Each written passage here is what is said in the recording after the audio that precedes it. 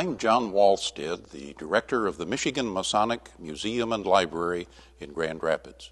The museum and library is a service of the Michigan Masonic Charitable Foundation, which is a subsidiary corporation of the Grand Lodge of Michigan Free and Accepted Masons. This is one of a series of legacy interviews with past Grand Masters of Michigan Masonry. In 1826, several lodges gathered in Detroit to form the Grand Lodge of Michigan, Free and Accepted Masons. The first Grand Master was Lewis Cass, at that time the territorial governor. Since the founding of the Grand Lodge in 1826, 165 Michigan Masons have held the illustrious position of Grand Master. In the fall of 2011, 24 past Grand Masters of Michigan Masonry are living. These men have come from diverse walks of life, from humble pursuits to positions of high influence. Each of them has had a story to tell. The following is an interview capturing the recollections of one of those past Grand Masters.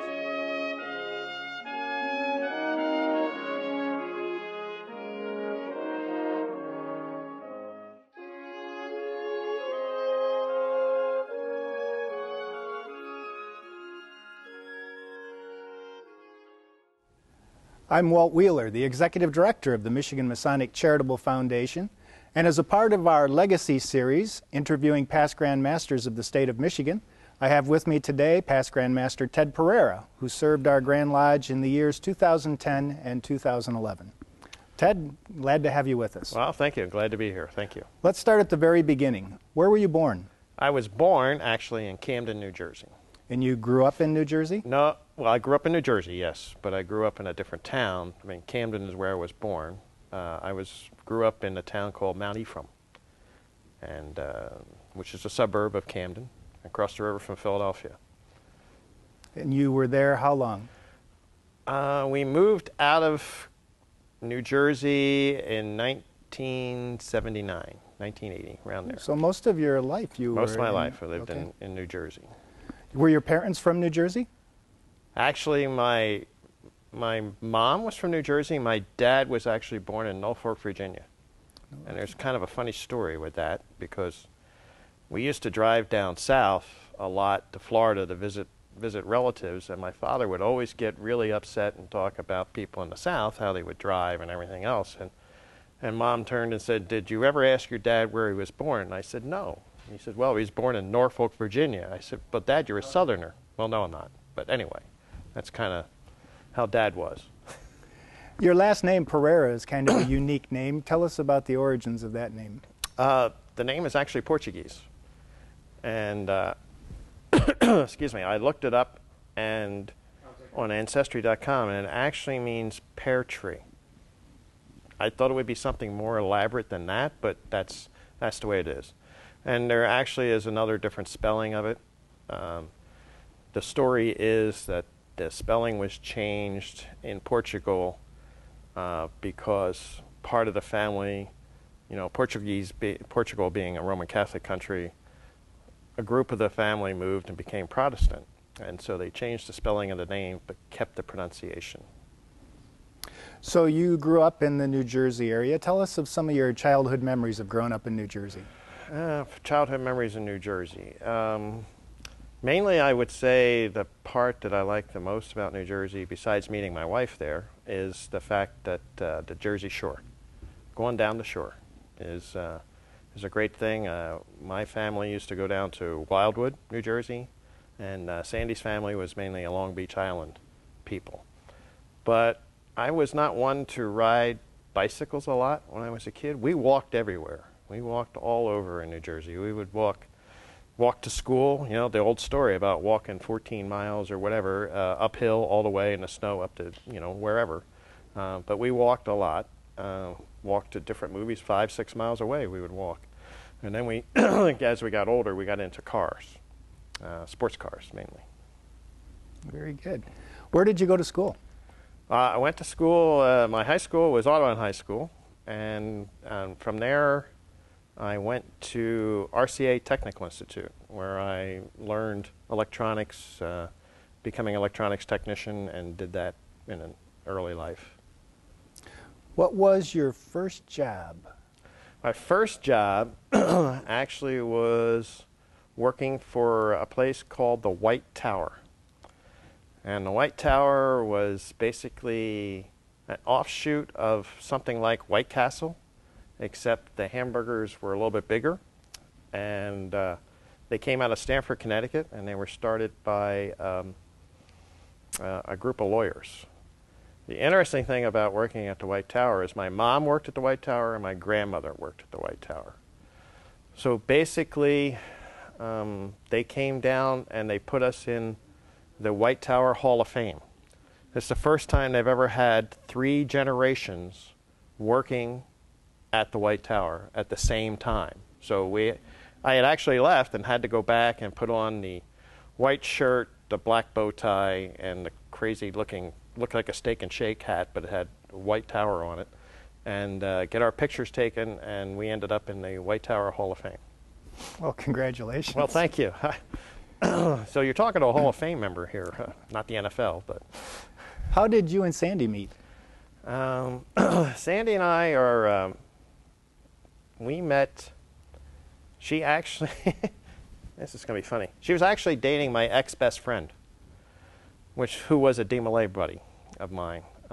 She was in high school, well, we were in school together, let me put it that way. We went to Audubon High School. She was actually 4 years behind me, but she's not that much younger than me. So that's another story, and you can have her explain that to you. I won't. But a friend of mine talked about it. I saw her around school, and we went out on a date, and then she wouldn't date me anymore, and I'm not going to explain why that happened. But we then, she let me chase her as far as I could catch her, basically, was it, because after that, I was head over heels in love with her, and I just kept hanging around. Almost, I think we were talking about one time, you said, so you actually stalked her. I said, well, no, it wasn't that bad, but it was close. But we started going together right from high school. Okay. When did you get married? We got married in 1967. 1967. Yeah. And you have how many children? I have 3 children. And tell us a little bit about them and your family. Oh, okay. My son is the oldest. That's Frank Praria Jr. And he lives in North Carolina, outside of Charlotte. He works in construction. He does custom windows and cuts glass and does some what they call frameless showers, things like that. He's very much in the construction firm, and he's doing really good at it. He's been there quite a few. I have 2 daughters that live here in this area.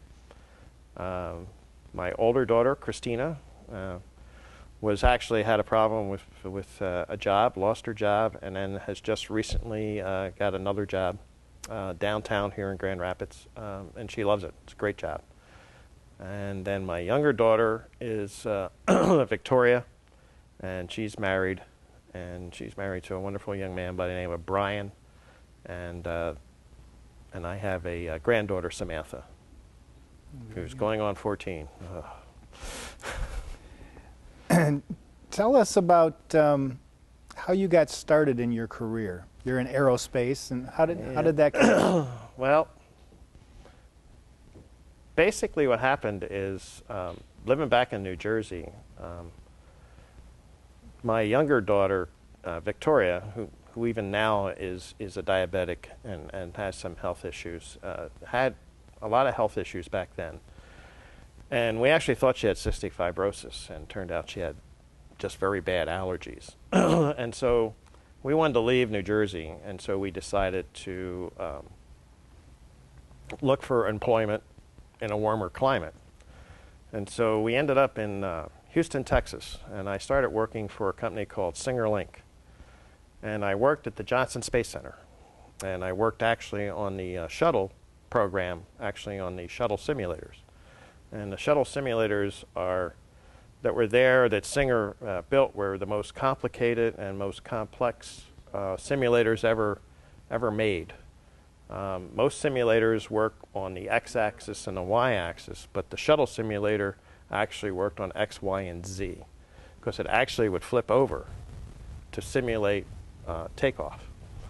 So while there, I actually got a chance to meet and work with, for a short time, Dr. Sally Ride, who, as you know, was the first female astronaut of the United States in space. And I also met John Young and Robert Crippen, who were the first pilot and commander of the first shuttle mission.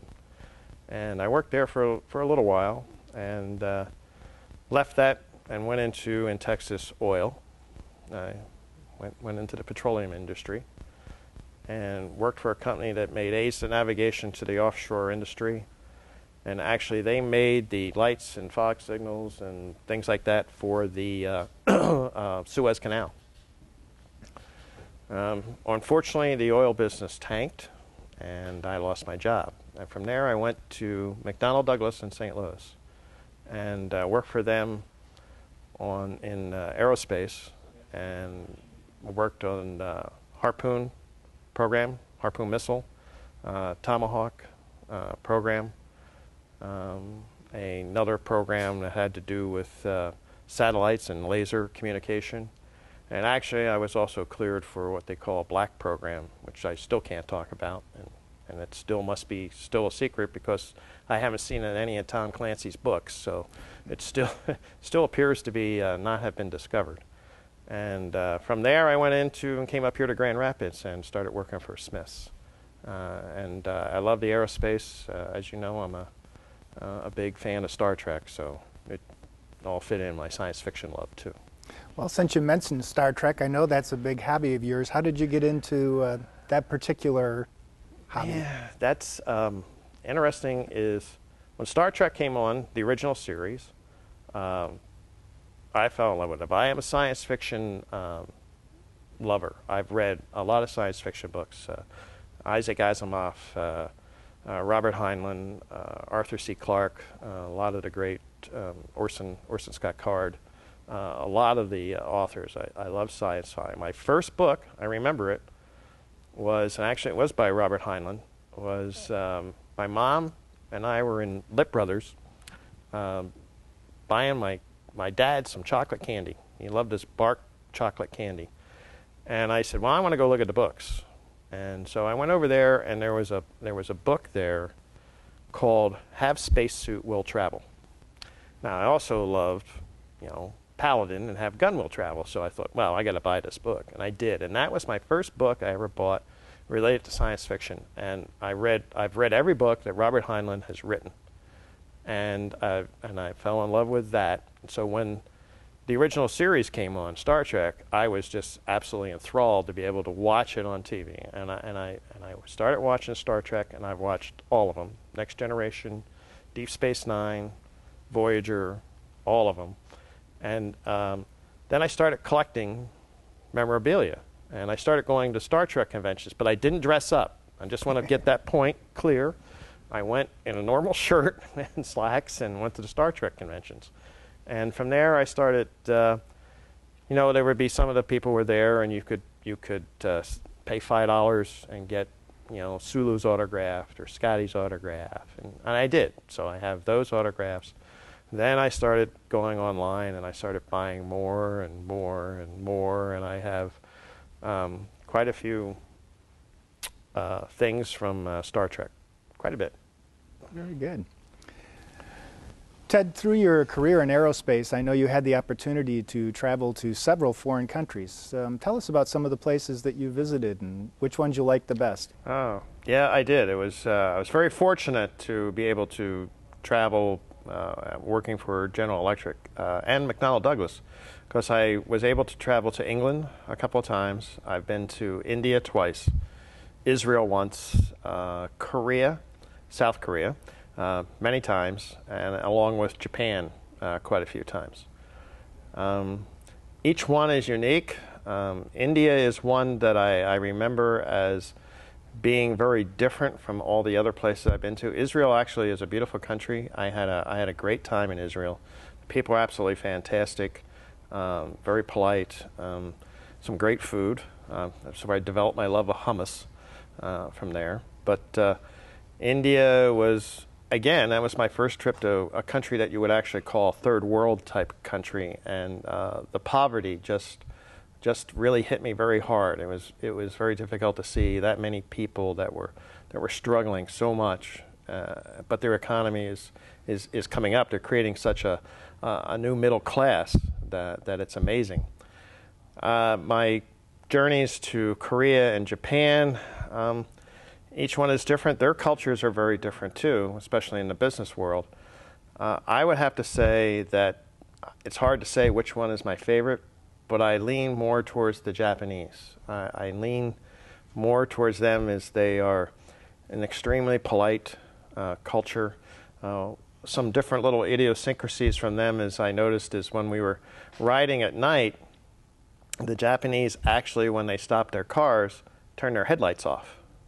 So the headlight doesn't shine into the person in front of them when they're at a stoplight.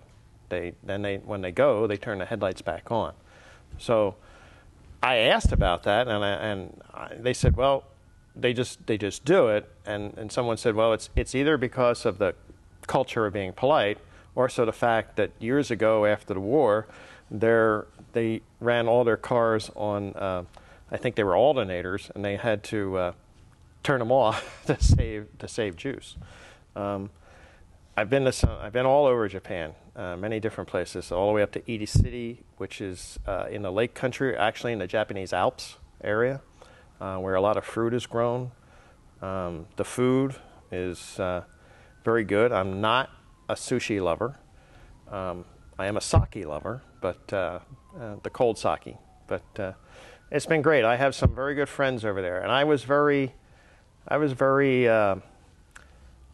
guess I don't want to say the word, but very concerned when the tsunami hit, because I have quite a few friends over there, and we at GE had quite a few people working over there that they came through and told us that the people in GE were all right, but I also was concerned about the people that I worked with, and contacted them when we were able to, and expressed my concern. And some of them had some issues with their families, but that kind of struck home to me. I've been there many times and with those people, and I feel very close to them. So that was something that really concerned me.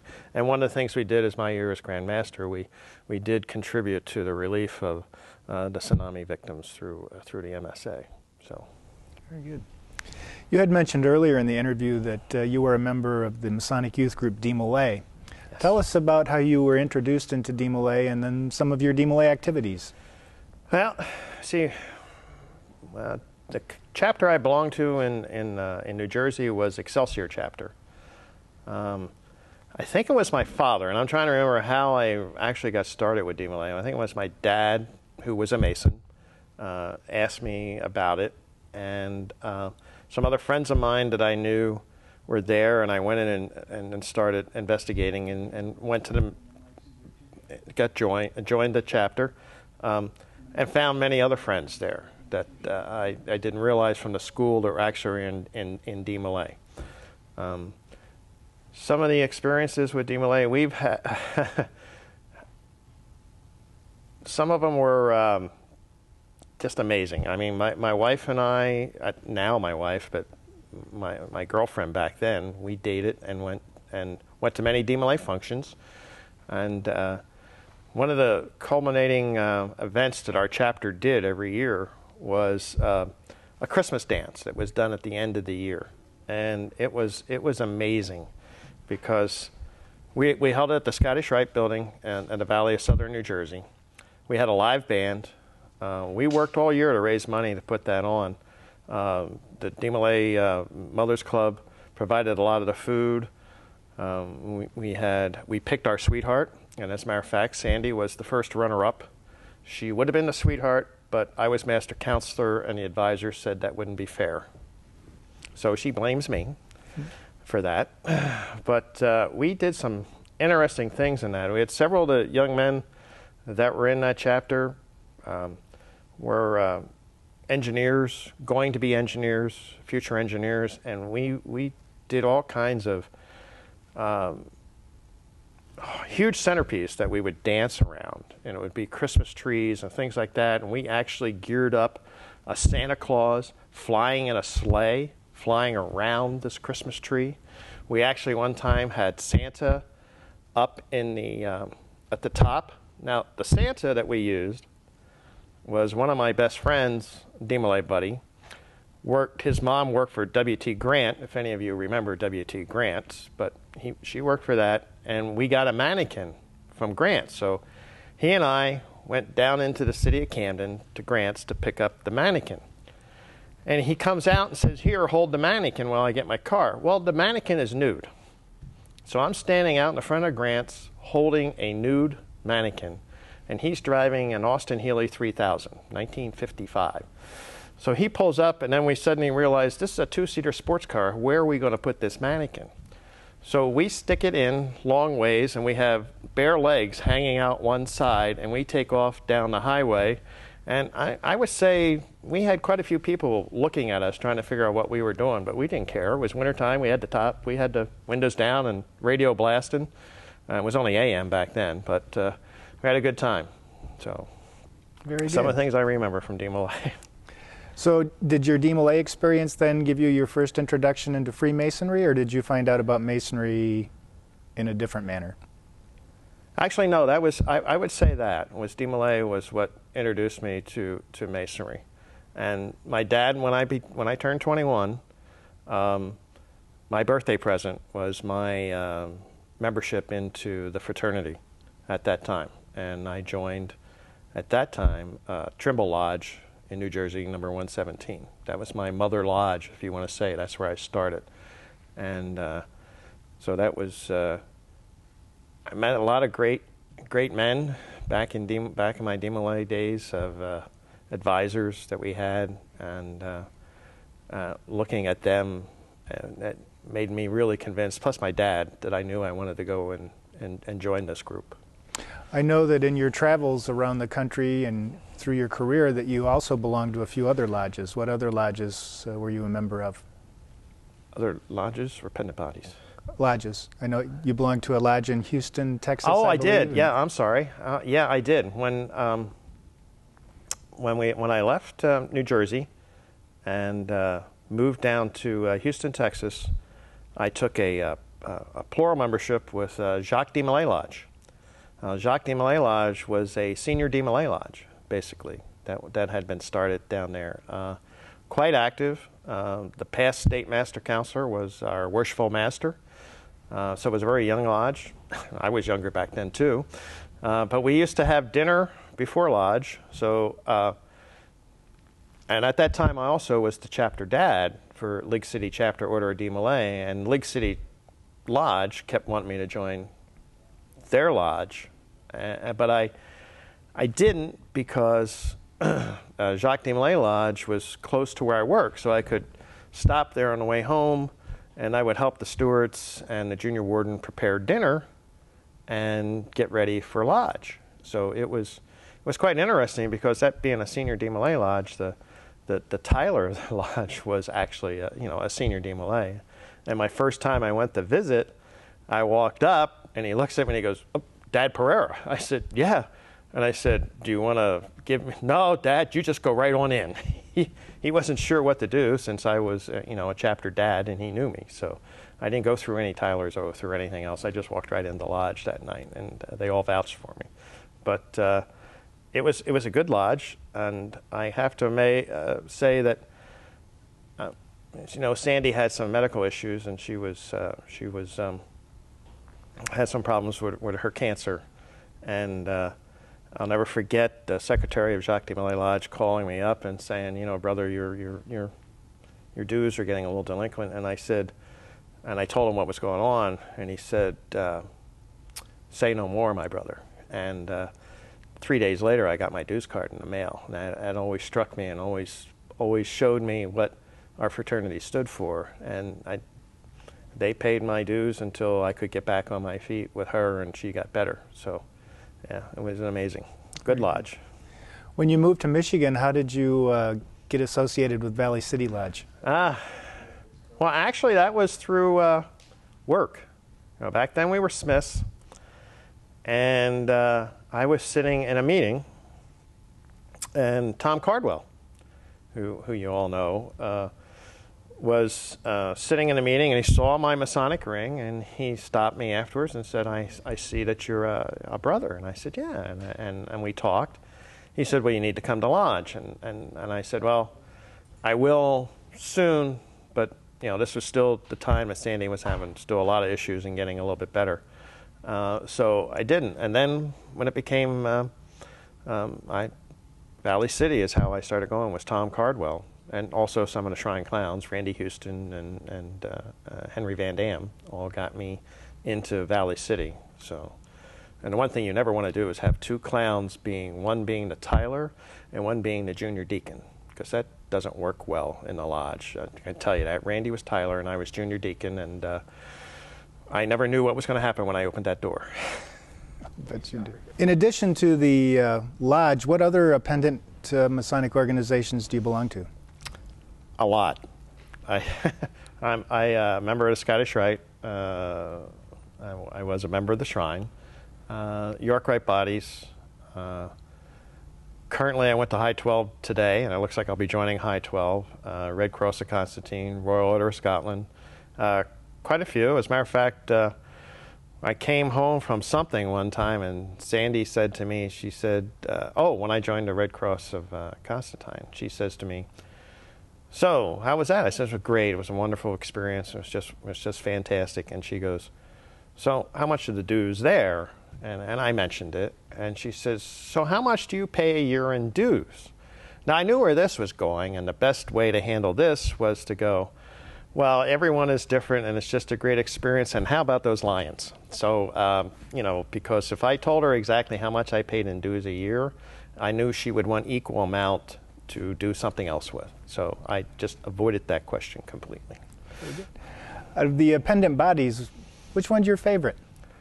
I would have to say that at one time, I would say that the Shrine was probably my favorite. At the time, I was very active in the Shrine. I was a Shrine Clown. I was a director of Grand Rapids of Saladin Shrine Clowns, active in the Big Wheels and a few others. But lately, I would have to say that that's been replaced pretty much by Scottish Rite.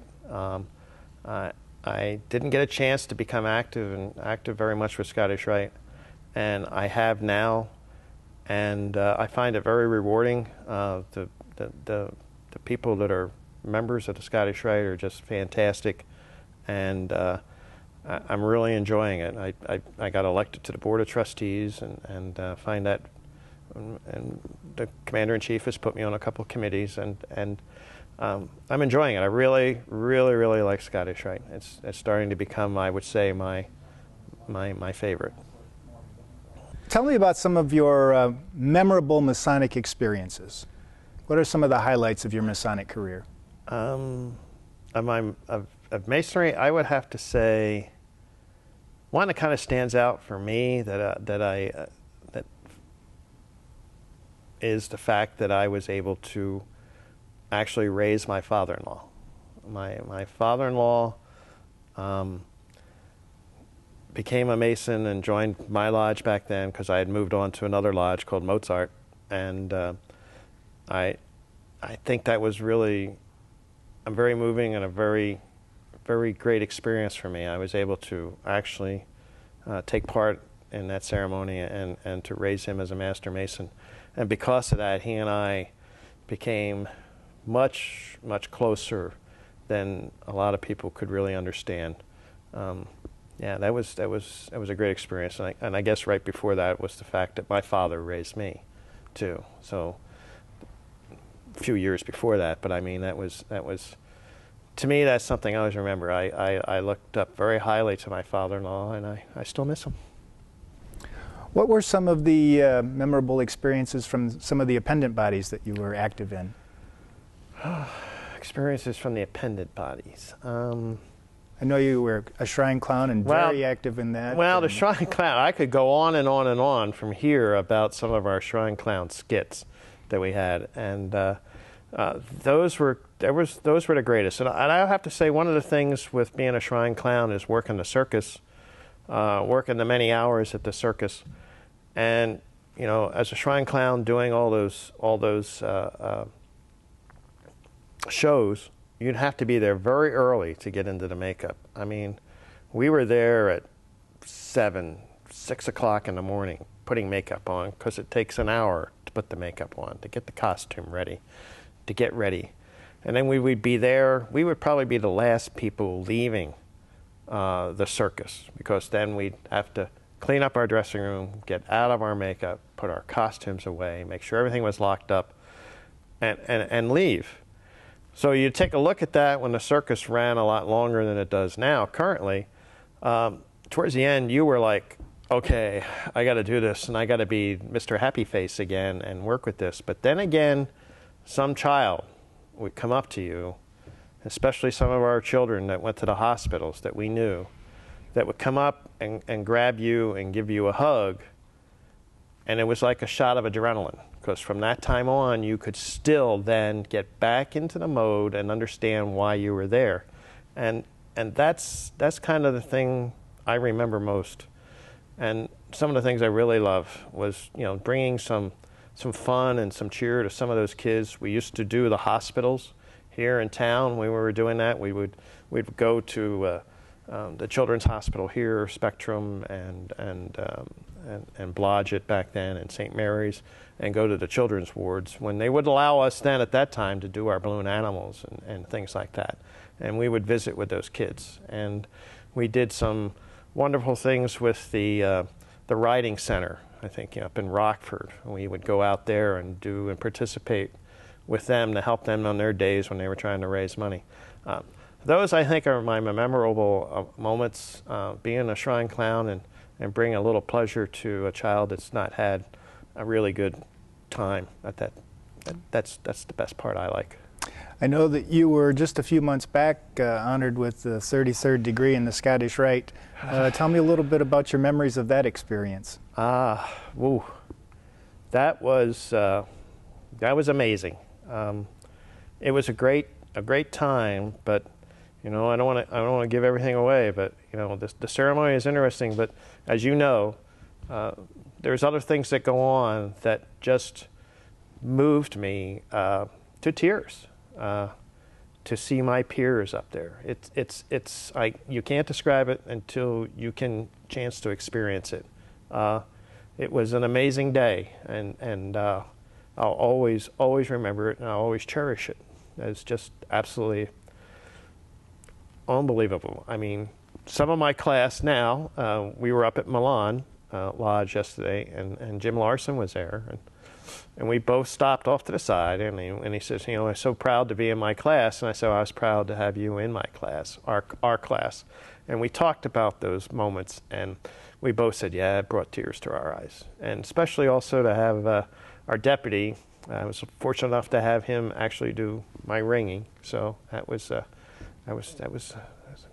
special moment. It really was. Very good. So let's move into Grand Lodge. Yes. What made you decide that you wanted to be involved with the Grand Lodge? That's another little interesting story. It's kind of a two-parter.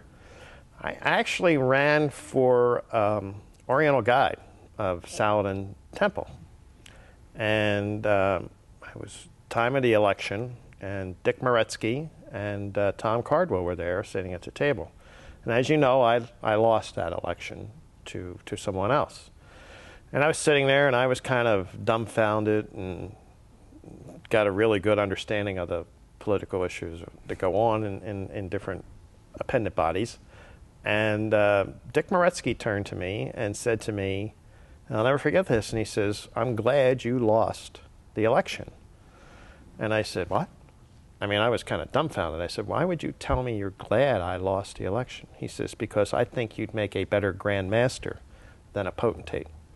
And I went, huh? I said, me? And he says, yes. And then Tom Cardwell chimed in too and said the same thing. So that planted the seed in my mind. I was active with the Board of General Purposes, and it had lingered back there in my mind someday, but not really. And then that planted the seed and started thinking about it. And then I came home and said to Sandy, I told her what happened.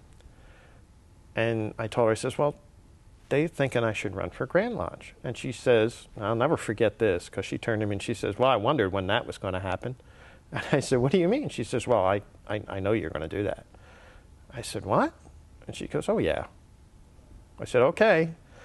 And then naturally I turned to some other past Grandmasters, like the one that's sitting across from me here, and asked his advice and talked to him some more about it. And that's basically how I got started and made up my mind that I wanted to do something and keep this fraternity more viable. Tell me about some of your Grand Lodge experiences. Going through the Grand Lodge line and then actually becoming Grand Master and serving that year, which just flies by. Yes, it does. It's a fantastic experience, and as you know, it's just amazing. You meet so many people. I think that's what I look back on. I've met some great people out of state. When I was able to, when you move up the line and progress to the point where you're able to go to the Midwest Conference and you go to the Northeast Conference of Grandmasters and the Conference of Grandmasters of North America and visit other Grand Lodges, you start spreading out and meeting people from other jurisdictions and discussing masonry and discussing things together to see how you can make the craft better. Because we all had the same idea. We love this fraternity and we want it to flourish. And we all had that same goal in our minds. We didn't do it because, great, I have the gold collar and like that. That's not the reason you would do this and why you would want to do this. You want to do this to make a difference. And I met many, many great men that I feel that just influenced me, and we all had the same great discussions. That's all I can think of that was. If you want to say about my Grand Lodge when I was Grand Master, because you did ask that part, I think. There's just two things that I remember that stick out in my mind as being Grand Master. Number one, you're right. It goes past quickly. Was actually at past Grand Master Don Carmen's Grand Lodge where I was installed. Was just at the end of his Grand Lodge when he makes the comment to me and says, and that's turning it over to you, and I forget what he said, but asked me if there was anything I wanted to say, and all the brothers stood up and applauded. I was humbled. It was a very moving experience for me to see all my peers, as I will say, stand up and give me that applause, as you would say. It just really moved me. I think that was just one of the greatest experiences I remember, and I also remember the greatest experiences when I was finished as Grand Master. Tell me about some of the past Grand Masters who influenced you and who you most admired. I know you know most all of them. I do, and well, three always come to mind that I've talked to a lot and have influenced me, and again, I'll say again, is the one that's sitting across from me, is because we're from the same lodge, and we had a lot of discussions when we were traveling back and forth, and I always considered you my mentor, and I would say that you're the person that I looked up to the most, and of course, the other ones that is David Bedwell and Bob Conley. Those two gentlemen and past Grand Masters were very influential in shaping me, I think, as a Grand Lodge officer. And if I was half the Grand Master, or even a third of the Grand Master, the three of you were, I think I did pretty good. Oh, thank you. What advice would you give to a young Mason who was thinking about running for Grand Lodge today? What would you tell him? First thing, utmost, family. Do you have the support of your family? Do you have the support of your wife? That, to me, is the utmost. You need that support, because you've got to realize she has to understand that you are going to be gone more times than you ever could imagine. And so you're not going to be there. And so that's the main thing. And you're going to be at odd hours, and you're going to do, and there's the expense too. There is an expense to that. So you need to make sure that you're able to afford that and not hurt your family. But mainly family. You need the support of your family. If you don't have your family support, then I wouldn't do it. Along those same lines, what would you tell a young man who was just trying to discover what Masonry was and decide whether or not he wanted to become a Mason? Well, the first thing, I guess, most of the young men that are joining our fraternity right now are pretty well versed on our fraternity. They use the internet a lot. They do a lot of research. But the one thing that they're looking at there, they're seeing what's out there on the internet, but what they don't get and that they need to realize is fellowship.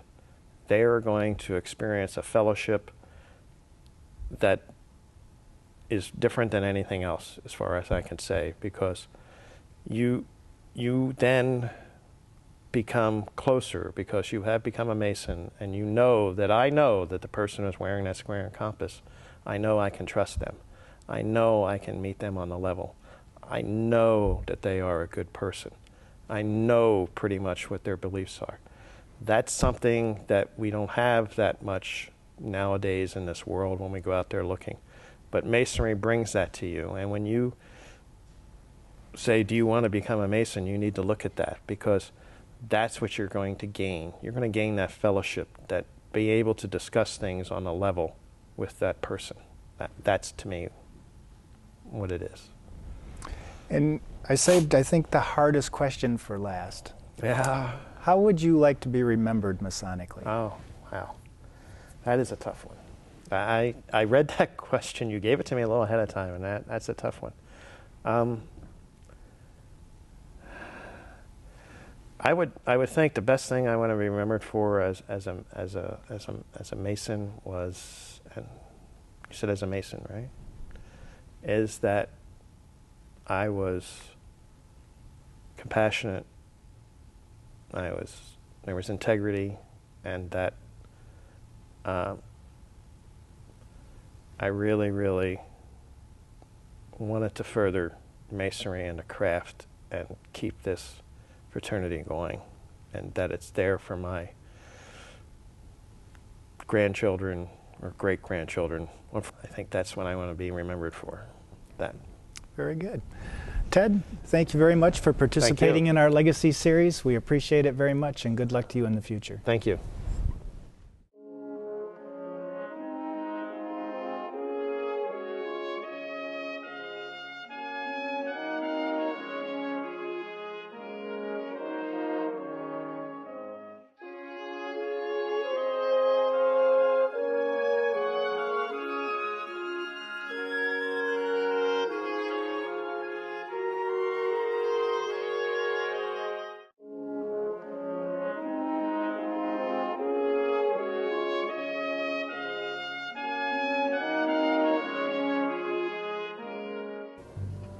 Thank you for watching this interview.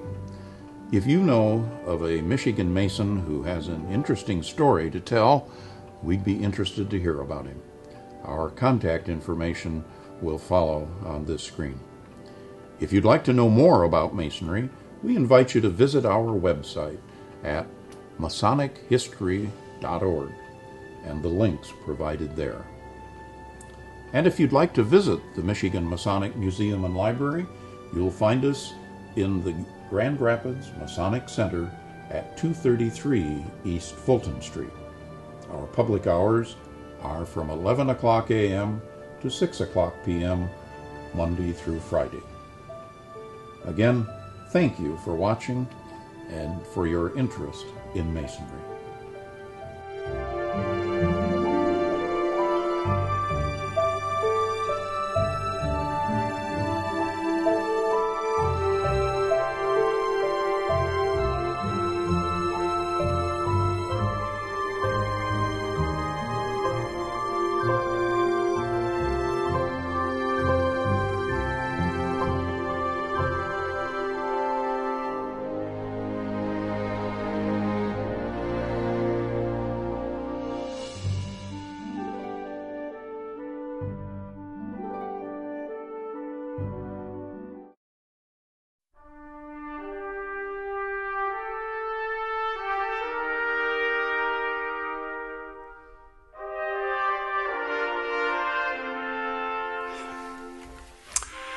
The longer I lived, the more convincing proof I saw of this truth, that God governs in the affairs of men.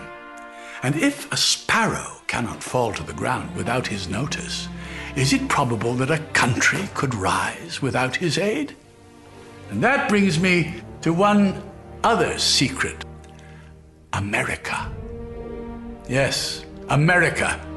You see, Freemasonry came of age during the Enlightenment. It may seem hard to imagine now, but the great gift of that time was the radical idea that man's liberties and rights come from God, not kings, and that ordinary men could govern themselves. In America, Freemasonry took that idea one step further. Your founding fathers, the same Freemasons that laid the cornerstone of our nation's capital, and indeed its very foundation, that a man's life was not cast, but through merit, education, ability, he could rise to greatness.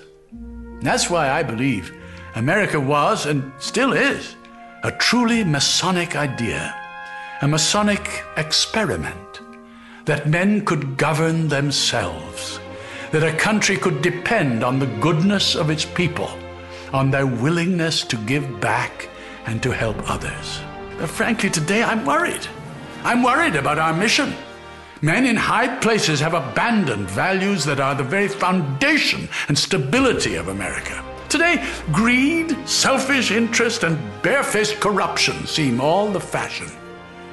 America needs great men of tolerance who can give honest debate to the great issues of the day. I'm seeing mostly squabbling, men squandering their time, being wolves to one another. Yet, I'm not without hope. We still have Freemasonry. Yes, the same Freemasons that helped create this country have always provided great men when needed. And today, in every city and town in America, Freemasonry is still providing that special place where young men can find their greatness and accomplished men can give something back. Yes, in this time of great hope, it is my hope that America will see that Freemasonry is a national treasure that cannot be separated from our country's future. As Freemasons, we stand today with our brothers, our country's founders, in support of America, with a firm reliance on the protection of divine providence, pledging again to each other our lives, our fortunes, and our sacred honor. May this American experiment continue with God's blessing.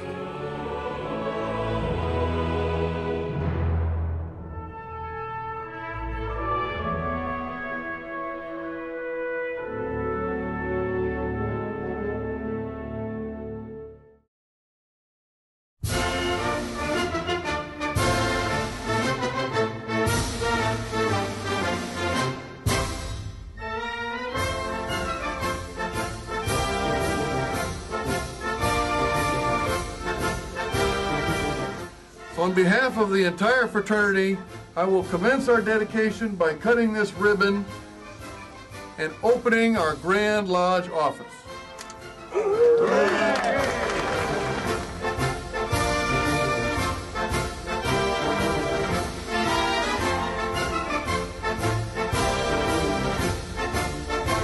But on behalf of the Grand Lodge of free and accepted masons in the state of Michigan, I would like to officially dedicate this beautiful facility.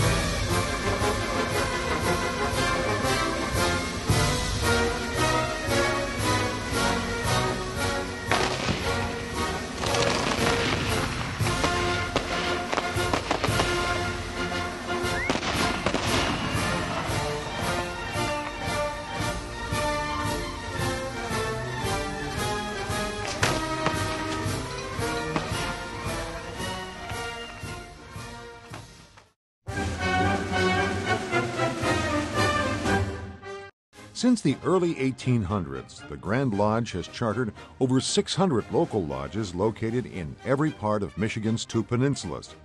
It has grown from the pre-industrial revolution era through several wars, depressions, periods of great prosperity, cultural shifts, and is now part of the information age. Hundreds of thousands of master masons have been raised under its jurisdiction, carrying their masonry throughout the world and into every form of human endeavor. The first Masonic lodge west of the Allegheny Mountains was Union Lodge No. 1 in Detroit, warranted in 1764 by the British Provincial Grand Lodge of New York.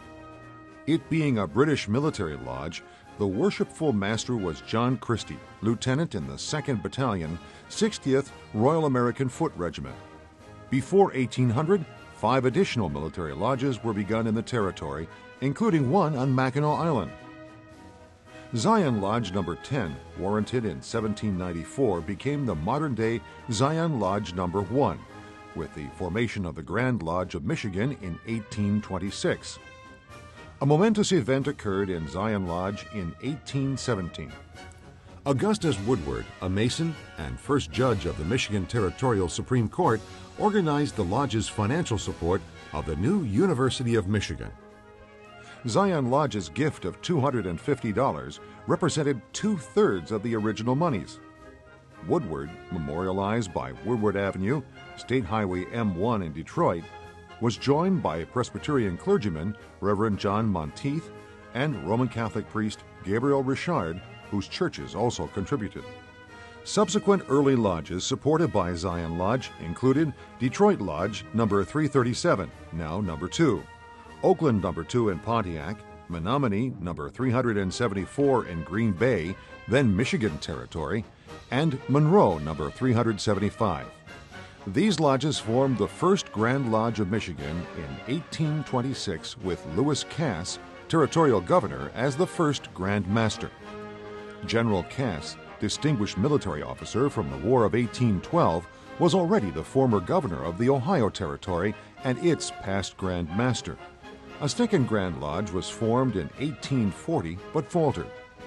Finally, the current Grand Lodge was organized in 1845 with 9 constituent lodges. For over 175 years, the Grand Lodge has responded to changing times through a wide variety of charitable programs benefiting widows, orphans, servicemen, students, and medical research.